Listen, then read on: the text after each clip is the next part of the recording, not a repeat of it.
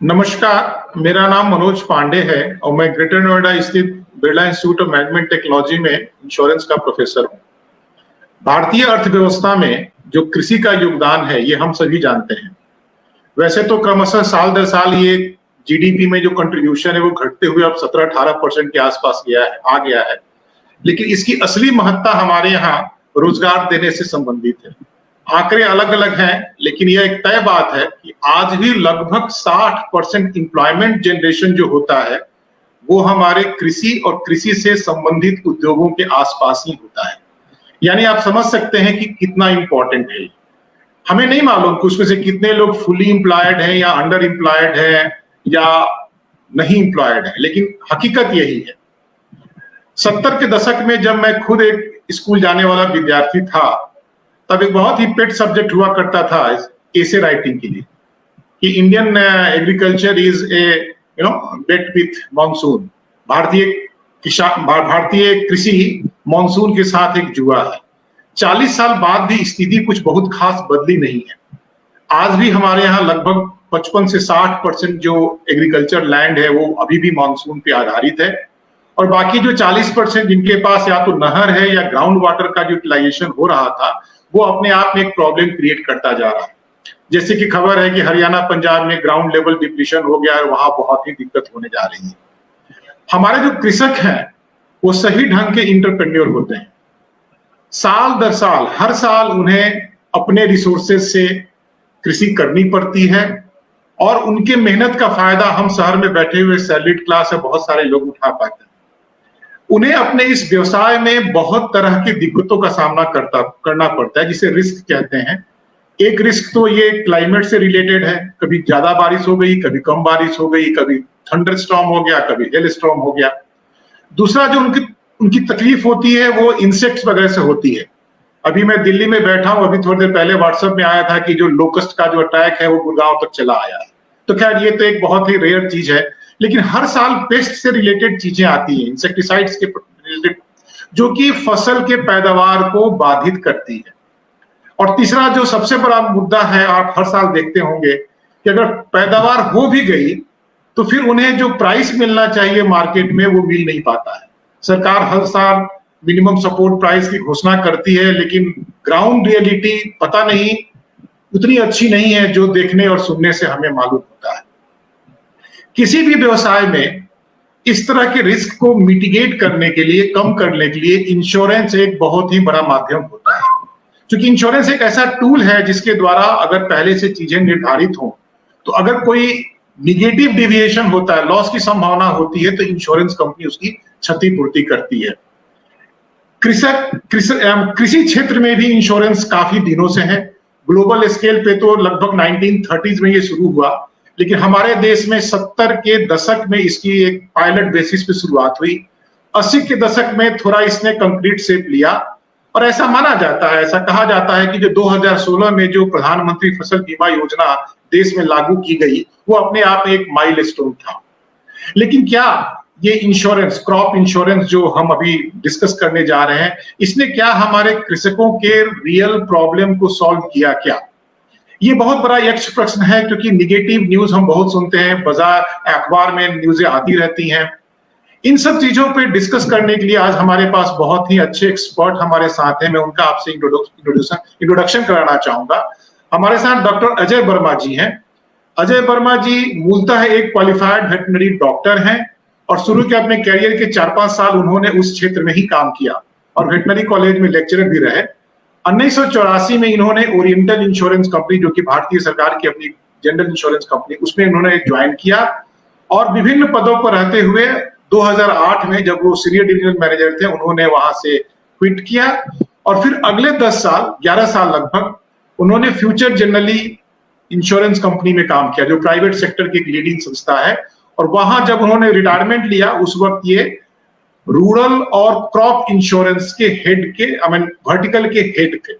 उसके बाद 1 साल इन्होंने एक मल्टीनेशनल एजेंसी के लिए बांग्लादेश में कृषि और ये फसल बीमा के बारे में ही काम किया और पिछले 1.5 साल से ये खुद अपनी एक कंसल्टेंसी फॉर्म चला रहे हैं अर्थगाम के नाम से। और बिल्कुल ये ग्राउंडेड कंसल्टेंसी फॉर्म है, जो धरातल पे खेतों में काम करती है और करवाती है।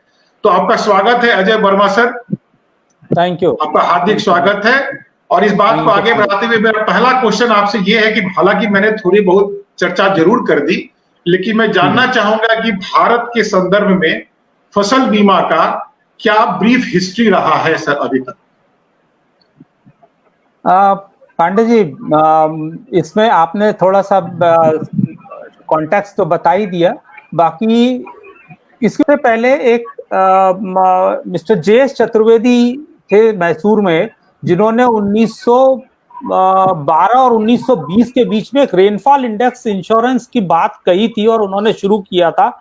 और उन्होंने उस समय पिछले 30 साल का डेटा आईएमडी, उस समय भी जो आईएमडी का डेटा हुआ करता था 1870 से लेके करीब 1914, so that was around 44 years का डेटा के बेसिस पे उन्होंने रेनफॉल इंडेक्स उस समय आज से 1 सेंचुरी पहले ये रेनफॉल की शुरुआत हुई, कंसेप्ट किया था। उसके बाद बहुत सारे ट्रायल गवर्नमेंट के लेवल पे और डिफरेंट ऑर्गेनाइजेशंस के लेवल पे ये होते रहे, बट कोई फुल प्रूफ सक्सेसफुल नहीं हुआ। फिर जब आफ्टर द इंडिपेंडेंस आने के बाद, जब 1972 में पहली बार एक ऑर्गेनाइज वे से जनरल इंश्योरेंस डिपार्टमेंट एक हुआ करता था एलआईसी के अंदर में, लाइफ इंश्योरेंस कॉर्पोरेशन के अंदर एक डिपार्टमेंट हुआ था जनरल इंश्योरेंस डिपार्टमेंट, उसने शुरू किया 72 में फॉर द फर्स्ट टाइम। और वो एक स्कीम उन्होंने चलाई, वो 5 साल तक वो चली, 72 से समवेयर 78 तक वो। और एक एक्सपेरिमेंटल स्कीम के तौर कोई खास डेवलपमेंट नहीं हुआ, 6000 कुछ फार्मर इंश्योर हुए और कुछ ज्यादा से ज्यादा उसमें कुछ 4-5 लाख का प्रीमियम हुआ, बहुत हैवी लॉसेस हुए, वो स्कीम बंद हो गई। फिर कुछ नए इनोवेशन के साथ उस स्कीम में चेंजेस लाए गए। फिर एक 79 में एक पायलट के स्कीम के बाद एक स्कीम शुरू हुई, वो भी जनरल इंश्योरेंस जीआईसी ने चालू की। जीआईसी एक साधारण बीमा निगम है जो भारत सरकार का एक उपक्रम है। तो वो उसमें वो स्कीम में करीब करीब 13-14 स्टेट्स ने उस समय कवर किया इंश्योरेंस से फार्मर्स को, और कुछ अच्छा उसका रिजल्ट आए। और वो स्कीम भी करीब करीब कुछ 84 तक चली। 84 के बाद में करीब 85 में फिर एक कॉम्प्रिहेंसिव क्रॉप इंश्योरेंस के स्कीम के नाम से एक स्कीम आई, CCIS उस समय वो कहा। वो government, state government, central government दोनों प्रीमियम और क्लेम्स को अपना शेयर करती थी 2:1, 2%, 2/3 पार्ट सेंट्रल गवर्नमेंट और 1/3 part state government risk sharing करते थे, प्रीमियम शेयरिंग भी करते थे। ये स्कीम 85 से 99 तक चली, बहुत सारी क्रॉप्स इसमें कवर हुई, 14-15 स्टेट्स ने इसमें पार्टिसिपेट किया। और ये 99 में जाके फिर एक नया स्कीम जो लॉन्च हुई वो हुई नेशनल एग्रीकल्चर इंश्योरेंस स्कीम। वो एक राष्ट्रीय कृषि बीमा स्कीम एक बनी, NAIS के नाम से वो हुआ, जिसमें 50% गवर्नमेंट ने सब्सिडी दी उसमें फार्मर्स को।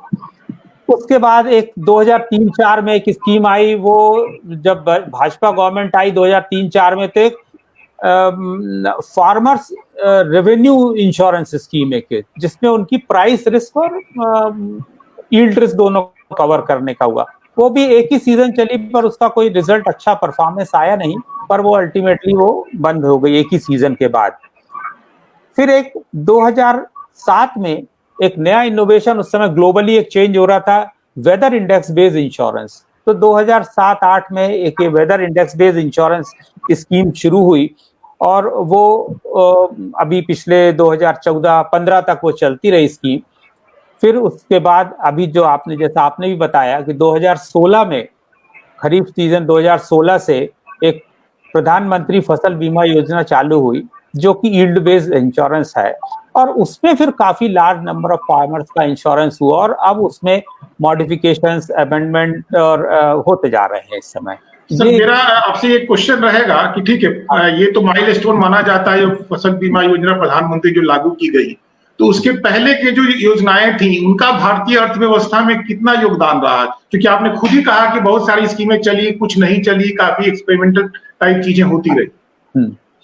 अब देखिए, इंडिया जो है एक बहुत बड़ा, बहुत विशाल देश है, और इसकी आपने जैसा बताया 50% की पॉपुलेशन जो है वो एग्रीकल्चर और एग्रीकल्चर अलाइड एक्टिविटीज पे डिपेंडेंट होती है। 14 करोड़ हाउस होल्ड फार्मर्स हैं इंडिया में, जो कि एग्रीकल्चर पे जिनकी पूरी लाइवलीहुड चलती है। अब इसमें इनका बहुत बड़ा कंट्रीब्यूशन है। आज इंडिया में अभी लेटेस्ट अब ये है कि 17-18% जीडीपी का जो कंट्रीब्यूशन है वो एग्रीकल्चर सेक्टर से है। 200 million hectare square feet million hectare land है जो कल्टीवेबल लैंड है, और उसमें 50-55% only is the rain fade, और या 40-45% ही है जो जिसके पास सुविधा है, कुछ नहर है, कैनाल है, वेल है, इरिगेशन के सिस्टम है। But otherwise 56% area in India cultivable area is rain fade, तो वो मौसम पे डिपेंडेंट है। तो इसका बहुत बड़ा कंट्रीब्यूशन तो इकोनॉमी पे आज भी है, पहले भी था और आज भी है।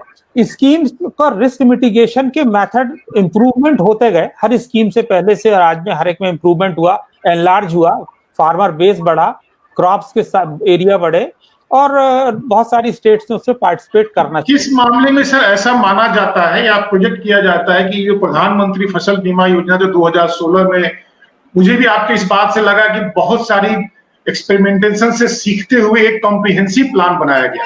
तो मैं चाहूंगा कि बहुत ही ब्रीफ वे में सर आप ये बता पाए कि प्रधानमंत्री फसल बीमा योजना के एक ब्रॉड आयाम क्या है और ये किस रूप में इसको एज ए माइलस्टोन माना जाता है।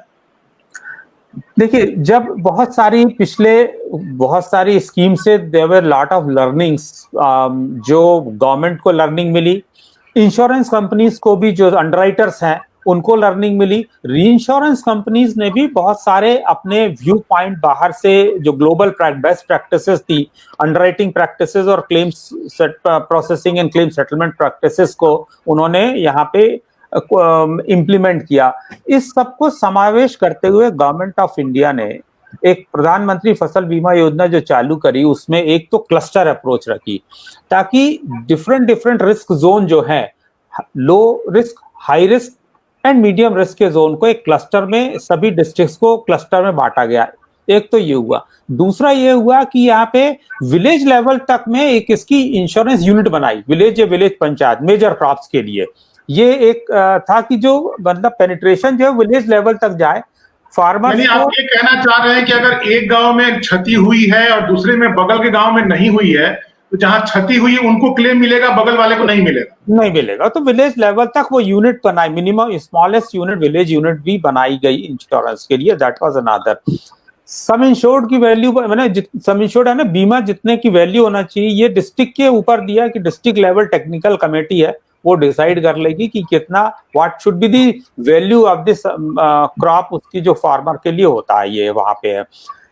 सभी तरीके के रिस्क, प्री सोइंग से लेके और पोस्ट हार्वेस्ट तक पूरी रिस्क कवरेज का कॉम्प्रिहेंसिव वहां तक दिया, यानी हार्वेस्टिंग के 14 दिन बाद तक में भी risk is covered for the farmer, और सोइंग से लेके। तो ये एक ये था। फिर गवर्नमेंट ने क्या हुआ, बहुत सारे चैनल को, जितने डिस्ट्रीब्यूशन के चैनल पहले सिर्फ गवर्नमेंट के लेवल पे सेल होता था, एक एग्रीकल्चर इंश्योरेंस कंपनी है उसने सेल कर दिया, अब गवर्नमेंट ने बहुत सारे चैनल को कॉमन, जिसमें कॉमन सर्विस सेंटर एक बहुत बड़ा रोल प्ले कर रहा है इस समय डिस्ट्रीब्यूशन के लिए इन दी रिमोट रूरल एरियाज में। फिर एजेंट्स ने, ब्रोकर्स ने, मार्केटिंग एजेंसीज ने, और इस तरीके के बहुत सारे चैनल गवर्नमेंट ने ओपन किए इसके डिस्ट्रीब्यूशन के लिए। तो ये आपने जो वर्ड यूज किया कि सोइंग से लेकर के पोस्ट हार्वेस्ट तक का पूरा वैल्यू चेन को कवर किया गया है, तो मतलब मानिए कि मैंने बीज डाला और उस बीज से पौधा नहीं निकला, तो इस तरह की भी रिस्क कवरेज है क्या? हाँ, यदि जर्मिनेशन रिस्क, खरीफ क्रॉप के लिए ये वाला है, जो कि यदि जर्मिनेशन रिस्क जिसको हम बोलते हैं, तो प्लांटिंग या नहीं हो पाई, या सोइंग नहीं हो पाई, या सोइंग हो गई या पर जर्मिनेशन नहीं हो पाया, तो जर्मिनेशन नहीं हो, वो भी तो अल्टीमेटली लॉस हुआ, तो वो कवर। साथ में पौधे के मतलब ग्रोथ के साथ साथ जितनी भी संभावनाएं हो सकती है, पेस्ट वाला बात हमने किया, अतिवृष्टि, कम वृष्टि, ओलावृष्टि, और खेत में फसल के काटने के बाद अगर खेत में पड़ा हुआ है और उस वक्त बारिश हो गई, तब भी क्या ये कवर्ड है अगले 14 दिन तक? अगले 14 दिन तक, यदि वहां पे, यदि कट स्प्रेड कंडीशन बोलते हैं उसको, यदि खेत में हार्वेस्टिंग हो गई है और अभी उसकी वो मंडी तक जाने के लिए अभी वो इकट्ठा करके रखा, फिर उसके बंडल बनेंगे और स्टोर होगा। पर वो कुछ दिनों तक हार्वेस्टिंग चल रही है, तो 14 डेज तक की यदि किसी वजह से साइक्लोन या साइक्लोनिक स्टॉर्म या अनसीजनल रेन कुछ इस तरीके का दिया रिस्क हो जाती है, तो वो भी इस फसल बीमा में फार्मर्स के लिए कवरेज है। सर मेरा लकीली थोड़ा बैकग्राउंड गांव का रहा, इसलिए मैं शायद समझ पा रहा हूं। सर कुछ कुछ रिस्क ऐसे भी होते हैं, जो नीलगाय का जो आक्रमण हो गया, ये लोकस्ट जो अभी आ रहा है, ये तो फसल को बर्बाद कर देते हैं सर। तो नीलगाय या जंगली जानवर खास करके जो ऊपरी पहाड़ी इलाकों में जो अटैक होता है, क्या उनका भी प्रोविजन है सर इसमें कवर करने के लिए? जी हाँ, जी हाँ, बिल्कुल। इसमें सभी पेस्ट एंड डिसीजेस का तो कवरेज है ही, अदर देन दी क्लाइमेटिक प्रॉब्लम जो भी है इवेंट्स होते हैं, बट उसके पेस्ट एंड डिसीज और ये जो एनिमल्स का भी अटैक है, यदि एनिमल्स की वजह से भी कोई डिस्ट्रॉय होता है तो फार्मर को थोड़ा एक्स्ट्रा प्रीमियम पे करना पड़ता है, जो स्टेट गवर्नमेंट जब समय इंश्योरेंस कंपनी, बट इसका प्रोविजन है एनिमल्स का भी। हर बीमा व्यवसाय में प्रीमियम देना पड़ता है, तो इसमें जो प्रीमियम का जो सेटअप है वो किस तरह से है सर? हाँ, अभी इसमें पीएमएफबीवाई में गवर्नमेंट ने क्या किया है कि प्रीमियम को एक फार्मर के लिए कैपिंग कर दी। इंश्योरेंस कंपनीज को तो प्रीमियम रेट चार्ज जो भी उनका एक्चुरियल यानी जो एक्चुरी द्वारा उनके निर्धारित प्रीमियम है वो चार्ज करेंगे, बट फार्मर के लिए खरीफ क्रॉप के लिए लिमिट कर दी है कि 2% कैप मैक्सिमम फार्मर को पे करना है। रेट ऑफ प्रीमियम भले 10% हो, but farmer will pay only 2%। Balance of the amount, जो यदि एग्जांपल 10% का रेट है और यदि 2% है, तो 8% will be equally shared between central government and state government as a subsidy to the farmer.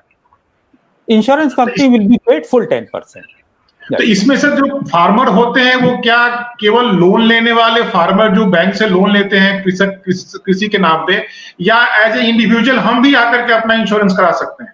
हाँ, इसमें जो है कोई फार्मर, इसमें सभी तरीके के लोनी फार्मर जिन्होंने बैंक से लोन लिया है उनको भी इसमें कवरेज है। जिन्होंने लोन नहीं लिया है वो बैंक के अकाउंट होल्डर है, या तो बैंक के अकाउंट होल्डर हो सकते हैं, उनको भी बैंक के द्वारा दिया जा सकता, या वो बैंक अकाउंट होल्डर नहीं है और उन्होंने लोन भी नहीं लिया है, दो भी वो they can also be covered under this scheme. और गवर्नमेंट भी पूरा सब्सिडी भी, उनको भी पूरा सब्सिडी मिलती है उसमें।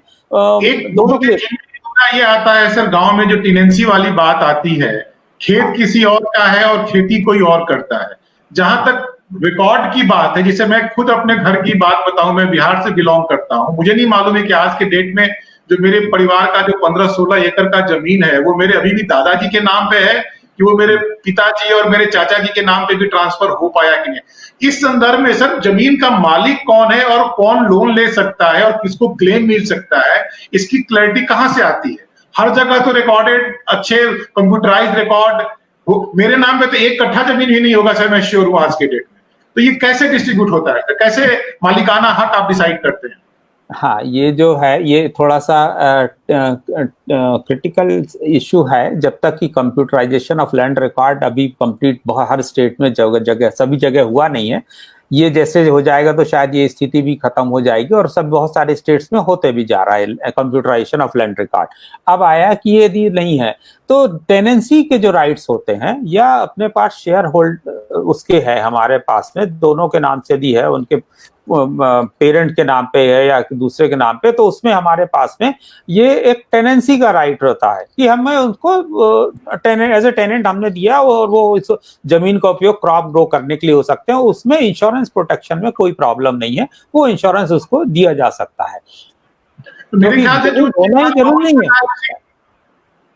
बेसिकली सर जो कवरेज है वो जो कृषि के लिए हम जो लोन ले रहे हैं बैंक से उसके ऊपर है। हाँ, उसी पे होगा, उसके जो क्रॉप इनपुट कर रहा है, क्योंकि लैंड का हक या निहर से बहुत ज्यादा इस पे चैलेंज नहीं है आपके पास। अच्छा, तो सुनने में और देखने में तो सर बहुत ही विशाल प्रोग्राम लग रहा है। मैं खुद इंश्योरेंस बैकग्राउंड का हूं और थोड़ा बहुत मैं समझ सकता हूं, लेकिन अगर इतना अच्छा ये प्रोग्राम है सर, तो पिछले 3 सालों का अगर अखबार उठा करके देख लें तो पॉजिटिव न्यूज कम है सर, निगेटिव न्यूज ज्यादा है। एक तरफ तो इंश्योरेंस कंपनियां ये रोती हैं कि हमें लॉस हो रहा है, और दूसरी तरफ हम ये देखते हैं कि किसान अपना 5 रुपए का क्लेम 10 रुपए का चेक दिखा करके, और काफी पॉलिटिकल इशू भी बनता है। और हद तो तब हो गई जबकि पुणे में एक इंश्योरेंस कंपनी के ऑफिस में लोगों ने जाकर के मारपीट भी कर दी। तो सर एक चीज बताइएगा, सब कुछ ठीक है तो फिर ये डिस्कनेक्ट क्यों है? ग्राउंड लेवल पे लोग खुश क्यों नहीं है? उनको इस तरह की स्कीम से फायदा क्यों नहीं दिख रहा? अभी जो इसमें ना ये थोड़ी सी यदि जो मैं इसको ब्रॉडली कहूं तो अभी हमारे यहाँ अवेयरनेस की कमी है। The farmers are not fully aware of it कि ये पूरी स्कीम का क्या है, इंश्योरेंस कैसे ऑपरेट होता है, उनके लिए ये स्कीम कब फायदा करेगी। इंश्योरेंस उनको हर साल लेना चाहिए, बट उनको हर साल क्लेम की पॉसिबिलिटी नहीं कि हर साल उनको क्लेम ही हर साल मिलेगा क्लेम, एक परसेप्शन बना हुआ। तो अवेयरनेस अबाउट द स्कीम उनके परसेप्शन को बदलने के लिए डिफरेंट लेवल पे, गवर्नमेंट के लेवल पे, इंश्योरेंस कंपनीज के लेवल पे, और जो वहाँ पे जो एक्सटेंशन वर्कर्स हैं गवर्नमेंट के, उनको इस बात के बारे में बताना पड़ेगा कि इंश्योरेंस जो है वो कैसे ऑपरेट होता है और उनके लिए इंश्योरेंस कब कैसे ये फायदेमंद होती है। दूसरा ये चैलेंज है, ये परसेप्शन कुछ जगह सही भी है क्योंकि क्लेम्स में इतना इनऑर्डिनेट डिले है। डिले का रीजन कई हो सकते हैं, आइदर प्रॉपरली वो उसका असेसमेंट नहीं हो पाया है, और असेसमेंट हुआ है तो यील्ड का डेटा कभी गवर्नमेंट के से इंश्योरेंस कंपनी को नहीं पहुंचा, डिस्प्यूट्स चल रहे होंगे या डिस्प्यूट्स की वजह से रिजल्व नहीं हो रहा है और वो कहीं पेच अड़ा हुआ है किसी भी जगह पे। फाइनली इंश्योरेंस कंपनी को चाहे या तो सब्सिडी नहीं मिली हुई है टाइम पे, यानी उसके रीजंस बहुत सारे हैं, पर उसके वजह से क्लेम डिले हो रहा है। और क्लेम डिले होने से परसेप्शन ये बनता है कि इंश्योरेंस स्कीम का कोई फायदा नहीं है, हमने प्रीमियम पे किया, there is no use of it, it is wastage of money. So ये, और अब इसको मीडिया, कुछ जगह पे मीडिया जो है इसको फ्लेयर अप भी करता है रादर देन इसको एक्सप्लेनिंग दिस। हमने मीडिया में बहुत कम ऐसे न्यूज देखते हैं जिसपे स्कीम के बारे में अच्छे से एक्सप्लेन किया गया हो, अवेयरनेस आई हो। वो सेंसेशनल न्यूज के तौर से जरूर आ जाता है। पर हाँ, ये बात फैक्ट है कि कहीं ना कहीं जो है ये परसेप्शन को बदलने का जरूरत है। सर मतलब आपने बिल्कुल, मैं आपकी इस बात से सहमत हूँ। हकीकत यह है कि अगर 10 रुपया प्रीमियम अगर कंपनियों को मिला है, उसमें से शायद 8 रुपया तो भारत सरकार और स्टेट गवर्नमेंट ने दिया है, फार्मर ने तो केवल मैक्सिमम 2 रुपया दिया है। लेकिन जब क्लेम आने की बात आती है तो लोग लगते हैं कंपेयर करने, वो 10 रुपया हमने दिया, हमको क्लेम क्यों नहीं वापस मिला। ये भी एक चीजें मैंने देखी है। हालांकि यह भी एक सच है 2016 के बाद सर ये फसल बीमा योजना का जो एक लाइन ऑफ बिजनेस क्रिएट हुआ, काफी बड़ा हुआ, और इमीडिएटली मोटर इंश्योरेंस और हेल्थ इंश्योरेंस के बाद सडनली क्रॉप इंश्योरेंस कंपनियों के लिए एक बहुत बड़ा गोल्ड माइन साबित हुआ। और उसके अगेंस्ट में जो परफॉर्मेंस जो दिखता है, मैं ये नहीं कहता हूं कि मैं जानता हूं हर चीज, लेकिन जो परसेप्शन क्रिएट हुआ है वो तो फेवरेबल नहीं है। कभी कभी तो मैंने अपने जो हमारे सीनियर लोग काम करते हैं, दोस्त लोग, मैं कहता हूं भाई अच्छा है कि आप कृषि बीमा ना करो, अदरवाइज आपका जो इंश्योरेंस का जो इमेज है वो खराब हो रहा है। तो आप मेरे इस मतलब मेरे कथन से आप खुद कितने सहमत या असहमत हैं? नहीं, ये बात तो इस बात का आपको तो जरूर है कि इस परसेप्शन की वजह से इंडस्ट्री को और इंश्योरेंस कंपनीज को डेंट लगता है उनके अपने इमेज पे, अपने दूसरे व्यवसाय में। ये बात फैक्ट है कि यदि उसका सही परसेप्शन नहीं होता है और वो इतने, हम सोसाइटी के इतने वल्नरेबल सेक्शन के साथ डील करते हैं और उनके साथ जब इस तरीके का यदि परसेप्शन बन जाता है तो कॉमन मैन को लगता है कि insurance company is not good for nothing. तो ये बात सही है, परंतु ये बहुत सारे जो हमारे स्कीम को जब हमने शुरू किया और जब PMFBY थे तो इसमें बहुत सारे जो एस्पिरेशंस थे कि ये हमारे लिए इसको अचीव करना है, इसके कुछ माइलस्टोन। उस समय प्रधानमंत्री नरेंद्र मोदी जी का और सभी का उसमें गवर्नमेंट का था कि 2019 तक इसको हमको 50% तक इसका पेनिट्रेशन करना है। तो 50% तक पेनिट्रेशन नहीं हो पाया। वो ये एक एस्पिरेशन था जिस स्कीम में, जो मैं इसको देखता हूँ। अब इसके नहीं हो पाने के जो वजह थे वो ये है कि अवेयरनेस में और पेनिट्रेशन में हमारी कमी हुई, अवेयरनेस न आने से, क्लेम के प्रॉपर सेटलमेंट नहीं होने से। पर परसेप्शन को हटाने के लिए तो प्रयास गवर्नमेंट के लेवल और इंश्योरेंस कंपनीज के लेवल दोनों पे करना पड़ेगा, क्योंकि दोनों मुख्य स्टेक होल्डर हैं इस पूरे प्रोग्राम के। तो इसमें तो जहां तक मेरी जानकारी है कि खुद सरकार ने भी अब इसको स्केलिंग डाउन करना शुरू कर दिया है। संभव है आर्थिक विषमता भी एक कारण हो, क्योंकि प्रीमियम अच्छा खासा देना पड़ता है स्टेट गवर्नमेंट को, सेंट्रल गवर्नमेंट को। क्योंकि पहले जो ये कंपलसरी था कि जितने लोग लोन लेंगे उनको तो बीमा लेना ही लेना था, शायद उसमें भी डाइल्यूट किया गया है कि अब उनके ऊपर है कि ले या ना ले। तो बट नेचुरल है कि नंबर घटेगा, बट नेचुरल है सर कि स्कोप ऑफ मतलब जो वॉल्यूम ऑफ बिजनेस है वो भी घटेगा। नहीं, ये बात जरूर है। ये एक समय इस बारे में जब ये स्कीम 2016 में स्टार्ट हुई थी तो इट वाज कैलकुलेटेड ये कि penetration to increase, when penetration to increase, तो गवर्नमेंट का परसेप्शन ये था, एस्टिमेशन ये था कि when the volume will grow up, premium rates will come down, तो गवर्नमेंट का subsidy will remain the same, subsidy will not increase to the level जो in proportion to the number of farmers. Number of farmers ज्यादा बढ़ेंगे, cultivable insurable area बढ़ेगा, तो premium rates would come down. वो जो स्थिति हुई नहीं, that has not translated into reality as of now, and with this what happened is premium rates remained the same, rather increased, because 16-17 के बाद में एक साल नंबर ऑफ फार्मर्स का डिप भी हुआ उसमें, और प्रीमियम रेट्स फिर फर्दर बढ़ गया, री इंश्योरेंस कम। अच्छा, दूसरा एक और प्रॉब्लम क्या हुआ कि पिछले कुछ कपल ऑफ ईयर्स में जो कैलेमिटी इवेंट्स हैं, साइक्लोन है, हेल स्टॉर्म है, ये फ्रीक्वेंसी भी बढ़ती रही है। That is why insurance companies का somehow the other loss ratio भी बढ़ता रहा, जिससे प्रीमियम रेट्स के कम होने की गुंजाइश कम हो गई।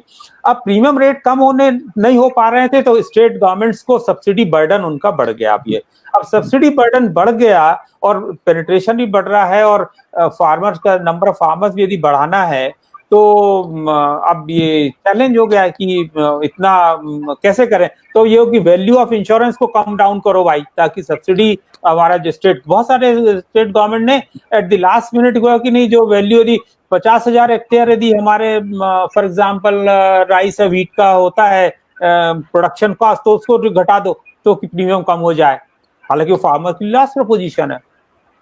तो सर आपके बातचीत से मुझे दो इसमें पेन पॉइंट लग रहे हैं। एक तो लग रहा है कि फाइनेंशियल जो इम्प्लीकेशन, जो आपने कहा कि जो एजम्पशंस थे वो शायद उस रास्ते पे बल्कि उल्टे चले गए, तो फाइनेंशियल कमिटमेंट जो स्टेट गवर्नमेंट, सेंट्रल गवर्नमेंट था वो बढ़ गया।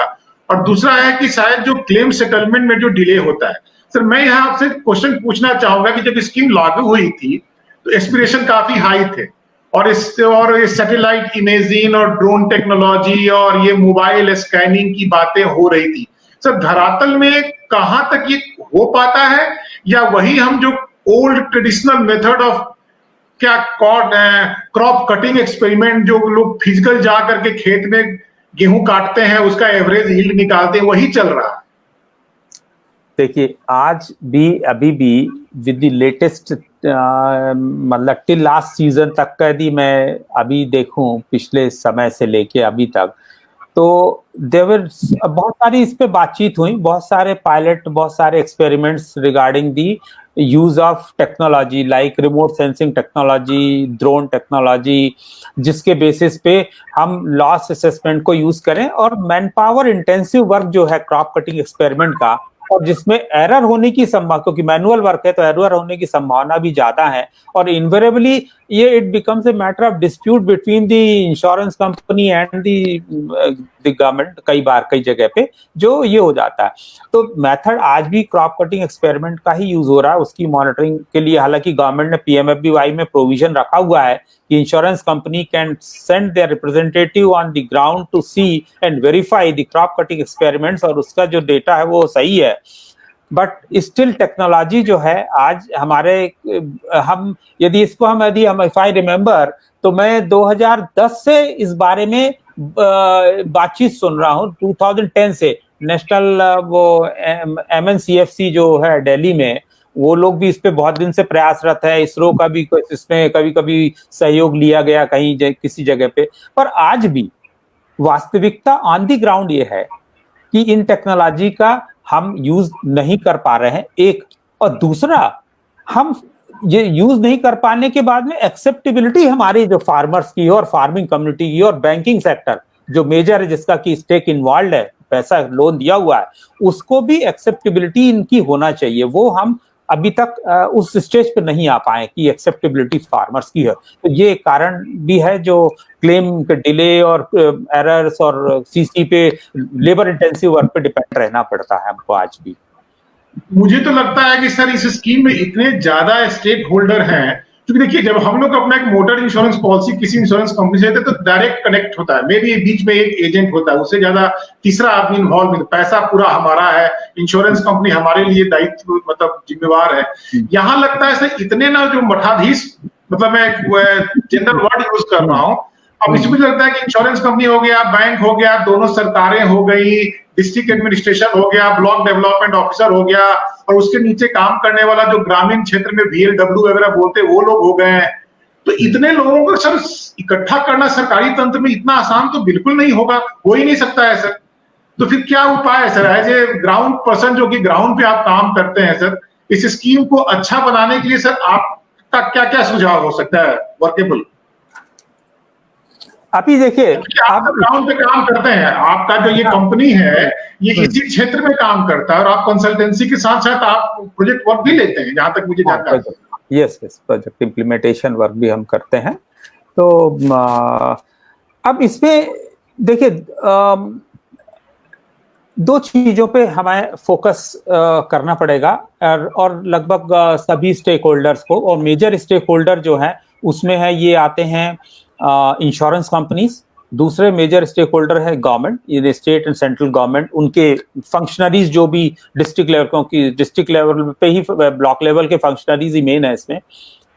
और तीसरा जो एक है वो मेजर डिस्ट्रीब्यूटिंग चैनल है और जिसका स्टेक भी इन्वॉल्व है वो है बैंकिंग चैनल, वो बैंकर्स है। इन तीनों को सबसे पहले और बहुत जरूरी चीज है वो है कि स्कीम के बारे में प्रॉपर अवेयरनेस लाना ग्राउंड पे, कि स्कीम क्या है, स्कीम के बेनिफिट्स क्या है, स्कीम का कब बेनिफिट आपको मिलेगा, कितना मिलेगा, कैसे मिलेगा। ये एक बहुत बड़ा अवेयरनेस का ड्राइव चाहिए एट ऑल लेवल, क्योंकि पूरे कंट्री का अब आप समझ लीजिए इंश्योरेंस कंपनी का ये थर्ड लार्जेस्ट सेगमेंट है, 30,000 करोड़ का प्रीमियम है इसमें यहाँ पे, और after the motor and health ये थर्ड लार्जेस्ट, मोटर हेल्थ के आगे थर्ड लार्जेस्ट सेगमेंट है। तो इसमें एक तो चाहिए जो बहुत अवेयरनेस का चाहिए। दूसरा हमारे को जो लगता है वो है इसमें एग्री प्रोफेशनल्स का। हमने जो पूरे उसमें ये देखा है कि एग्री प्रोफेशनल्स बहुत कम इसमें आते हैं या इसमें यूज हो रहे हैं, जो कि वेदर अंडरराइटिंग हो या इससे मार्केटिंग हो या इसकी सेल्स हो और लॉस असेसमेंट पे। तो agriculture professional, agriculture graduates, agriculture experts का एंगेजमेंट इसमें बढ़ाना चाहिए, जो कि वो एक्सपर्टाइज है। जैसे हर लाइन ऑफ बिजनेस में यदि मोटर में है तो उसमें मैकेनिकल इंजीनियर्स हैं, इंजीनियर्स यूज किए जाते हैं, और सर्वे के लिए है तो मोस्टली इंजीनियर्स यूज होते हैं। बट क्रॉप के लिए जब भी हम सर्वे और लॉस असेसमेंट का देखते हैं तो इसमें हम बहुत कम पाते हैं कि कोई एग्रीकल्चर प्रोफेशनल्स इसमें है, और वो नॉन एग्रीकल्चर प्रोफेशनल्स ही पूरा एग्रीकल्चर का, जिनको कि कुछ भी फंडामेंटल्स या वो चीजों के बारे में जानकारी नहीं, वो ही होता। तो वो एक तो दूसरा ये चीज चाहिए। तीसरा चीज चाहिए जो है कि speed and faster settlement of the claim होना चाहिए। ये इंश्योरेंस कंपनी के लेवल पे है, पर ये कोऑर्डिनेटेड एफर्ट है। स्टेट गवर्नमेंट को भी डेटा जो है वो क्विकली पास ऑन, जो रेगुलेशन में है कि 1 महीने के अंदर देना है, पर 1 महीने के अंदर इनवेरेबली आ नहीं पाता है कभी भी किसी स्टेट गवर्नमेंट से इंश्योरेंस कंपनी। और इंश्योरेंस कंपनी को भी सेटलमेंट के लिए, हालांकि PMFBY में प्रोविजन है पैनल इंटरेस्ट का, 12% पैनल इंटरेस्ट यदि 2 महीने के अंदर सेटल नहीं किया इंश्योरेंस कंपनी ने, बट स्टिल। तो ये अवेयरनेस, क्लेम का स्पीडी और टेक्निकल रिसोर्सेज का डिप्लॉयमेंट। सर एक चीज मैं और जानना चाहूंगा, क्योंकि आप खुद एक इंश्योरेंस वेटरन रहे हैं। अभी क्या है कि एग्रीकल्चर इंश्योरेंस कंपनी तो एक स्पेशलाइज्ड कंपनी है, बाकी क्या हो रहा है कि ये जो बिजनेस है वो बाकी जो जनरल इंश्योरेंस कंपनी है उसमें शायद 16-17 भी उसमें आ गई हैं। तो क्या ये भी एक प्रॉब्लम है कि क्या कहा जाए कि आपने बिजनेस किया और अगले साल आप निकल जाइए, क्यों ना हम केवल एग्रीकल्चर इंश्योरेंस कंपनी के माध्यम से ही ये बीमा हो, मतलब मोनोपोली उसी की हो, जिम्मेवारी भी उसी की हो। अभी तो हालत हो जा रही है कि 1 साल बजाज रहा, हो सकता है अगले साल SBI जनरल आ जाए, 3rd ईयर रिलायंस जनरल आ जाए। नहीं, हाँ, ये एक अभी अपने यहाँ का जो इंफ्रास्ट्रक्चर है एग्रीकल्चर इंश्योरेंस के लिए, इंफ्रास्ट्रक्चर ये है कि agriculture insurance company government company है, प्रोडक्ट कंपनी है तो उसको तो एग्रीकल्चर का इंश्योरेंस करना ही है। उसके साथ गवर्नमेंट ने 17 अदर इंश्योरेंस कंपनीज को भी एम्पैनल किया है इंश्योरेंस करने। हमारे हिसाब से एक अच्छी बात है कि ये प्राइवेट सेक्टर के इंश्योरेंस कंपनीज भी आके इसमें अपना कर रही हैं, क्योंकि इतनी बड़ी कंट्री है, क्योंकि यदि हमें इतना बड़ा पेनिट्रेशन करना है तो हमें बहुत सारे प्लेयर चाहिए। AIC alone will not be able to fulfill the supply, तो हमें चाहिए। अब आया इंश्योरेंस कंपनीज ने कुछ जो एम्पैनल किए थे, कुछ कंपनीज ने जो देखा कि अभी पिछले कुछ समय से they have taken a break और पॉज और या स्टे अवे, अब जो भी कह लें, अभी डीपैनलमेंट उनका नहीं हुआ, बट इन्होंने अपने आप को बिजनेस में बंद कर दिया।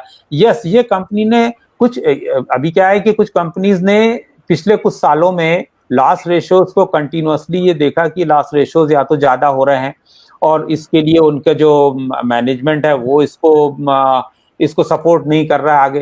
तो ये बात सही है कि कंपनीज को इस बिजनेस में एंटर और वेंचर होने के पहले इसके पॉसिबिलिटी, प्रॉस एंड कॉन्स को समझ लेना चाहिए और तभी इस बिजनेस के बारे में एंटर होना चाहिए, क्योंकि ये हाई स्टेक बिजनेस है, हाई वॉल्यूम बिजनेस भी है। यदि वॉल्यूम भी इमीडिएटली जंप होता है, कंपनीज को जिसमें प्रीमियम आता है they get very much excited, क्योंकि 500, 1000, 2000 करोड़ का प्रीमियम आता है जो कंपनीज का अदर प्रीमियम होता है, बट लाइबिलिटी भी उतनी ज्यादा है और रीइंश्योरेंस कैपेसिटी भी अच्छी मिलने लगी है यहाँ पे इंडिया में।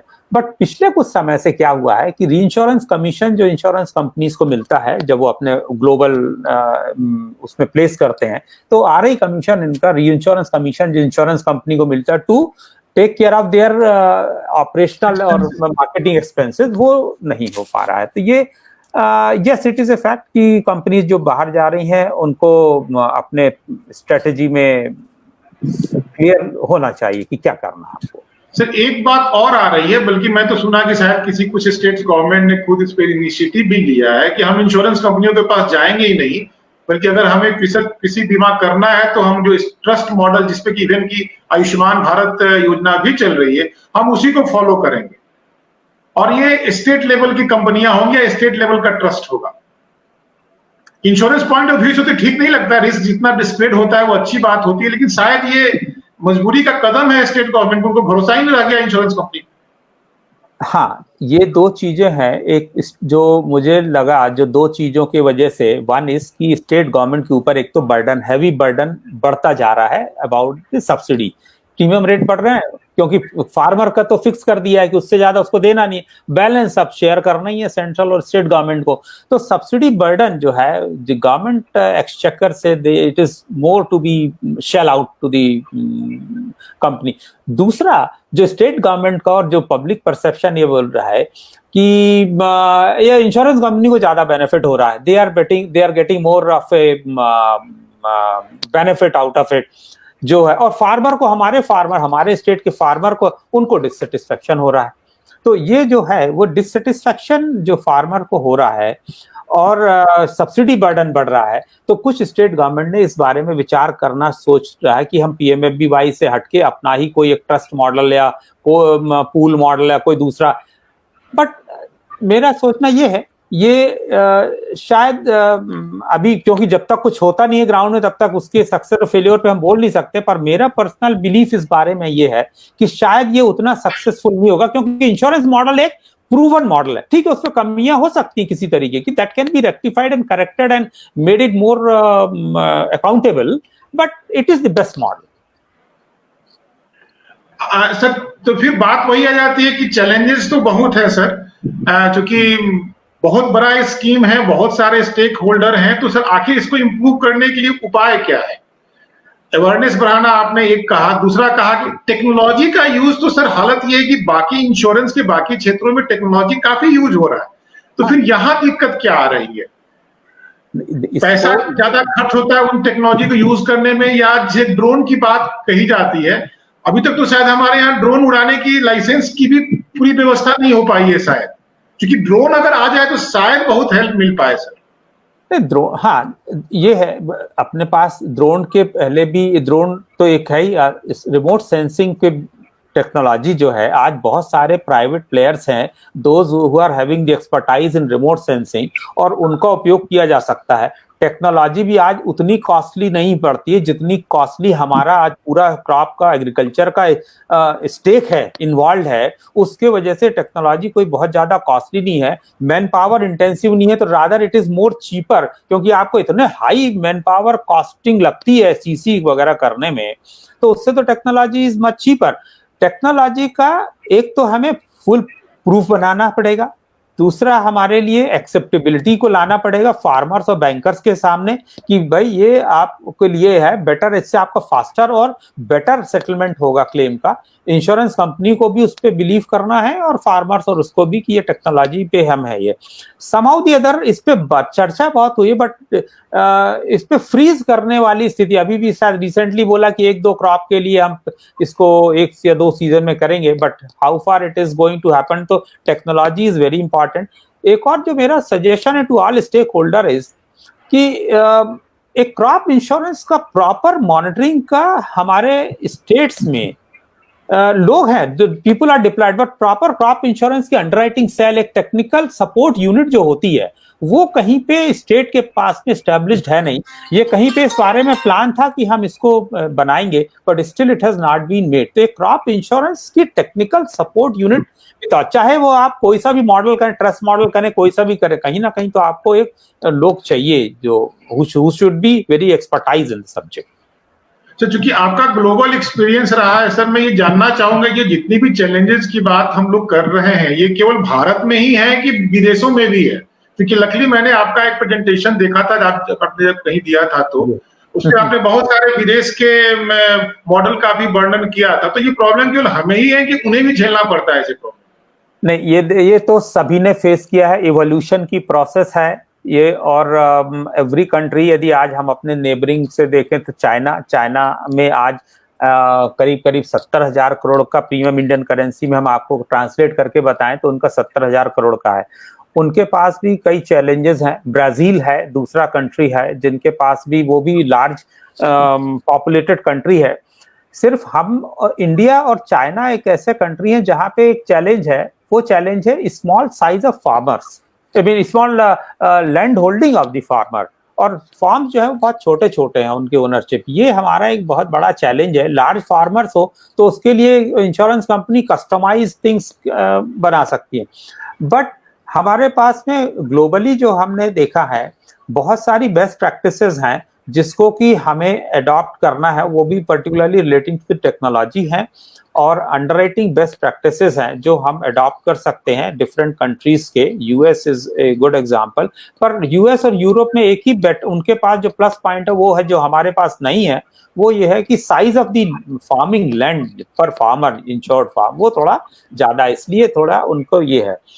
But other countries, developing countries, they are also facing the same challenge. The evolution process, and everyone has to undergo this. India is one way. I find India is much better than in Asia. में हम काफी अच्छा कर रहे हैं after the China.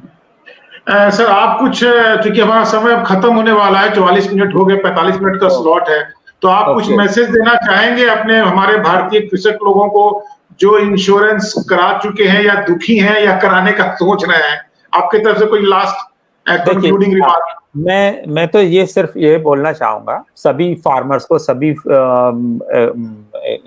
Crop जो grow करते हैं, कि इस इंश्योरेंस को आप अधिक से अधिक इस्तेमाल करिए। कुछ इंश्योरेंस के बारे में अपने तरफ से जानकारी लेने के प्रयत्न करिए, जहां पर भी है आप अपने वहां के एग्रीकल्चर एक्सटेंशन ऑफिसर है या ब्लॉक के ऑफिसर हैं, पर इंश्योरेंस में आप जरूर बने रहिए। ये बहुत बड़ा आपके लिए एक टूल है। अदरवाइज यदि किसी भी तरीके की नेचुरल कैलेमिटी या पेस्ट या डिसीज या और हेल स्टॉर्म और कोई सा भी आपके ऊपर आपदा आती है, तो उस समय पे आपको, आपके पास में एक तो बैंक, यदि आपने लोन लिया तो बैंक का लोन आपके ऊपर है, यदि आपने अपना पैसा लगाया तो आपका पैसा उतना चला गया और आपको कहीं से मिलेगा नहीं, और आप बहुत बड़े उसमें संकट में आते हैं। और उस संकट के समय में आपको आगे पीछे देर सबेर आपको कुछ तो रिलीफ मिल जाता है, और नहीं तो हम बहुत अनफॉर्चुनेट जो परिस्थितियां देखते हैं फार्मर्स के साथ में जो होती हैं, और वो ऐसी परिस्थितियां ना हो जो हमने, जिसको कि हम नहीं कहना चाहता हूं, फिर भी ये है कि फार्मर हैज टू सुसाइड करना पड़ जाता है। ये, और ये बहुत बड़ा हमारे लिए कि नहीं, ह्यूमन रिसोर्स, फार्मर यदि हमारे कंट्री से चला जाए तो वो है, और फिर उनको माइग्रेट करना पड़ता है, वो फार्मिंग छोड़ के दूसरे जॉब में जाते हैं, जहाँ पे आज अभी हमने कोविड के समय देखा कि रिवर्स माइग्रेशन हुआ अर्बन से रूरल की तरफ, अर्बन में भी एक स्थिति आ गई। तो वो उनका माइग्रेशन अब फिर से ना हो अर्बन की तरफ, और वो फार्मिंग में अपने आप को इन्वेस्टेड रखें। तो ये इंश्योरेंस जरूर वो अपने साथ में लेके चले। That is what my submission. मुझे लगता है कि शायद सबसे ज्यादा जरूरी जो निगेटिव न्यूज जो आते हैं सब मीडिया में और लोग उसको पढ़ते हैं, जो पॉजिटिव केसेस हैं जहां के लोगों को किसान मतलब फसल बीमा से फायदा हुआ है, उसको भी हाईलाइट किया जाए। एक स्कूल के नाते और जहां हमारे यहाँ इंश्योरेंस की पढ़ाई होती है सर, हम आपके साथ कोलैबोरेट करना चाहेंगे कि कुछ सक्सेस स्टोरी हम लोग बनाए हैं और उसको हम लोग लोगों को बताएं। कमी बेसी तो हर जगह होती है, मैं ये नहीं कह सकता किसी भी बीमा में कि हर जगह हर चीज अच्छी है, लेकिन जो अच्छी चीज है शायद वो लोगों के पास पहुंच नहीं पा रही है। इस नोट के साथ सर बहुत बहुत धन्यवाद आपका सर वर्मा जी, और साथ में 10 न्यूज का कि उन्होंने इतने अच्छे मुद्दे पे हम दोनों आदमी को बात करने का मौका दिया। आपसे बहुत कुछ सीखने को मिला। Thank you very much. Thank you sir. Thank you. Over to 10 news team. Thank you.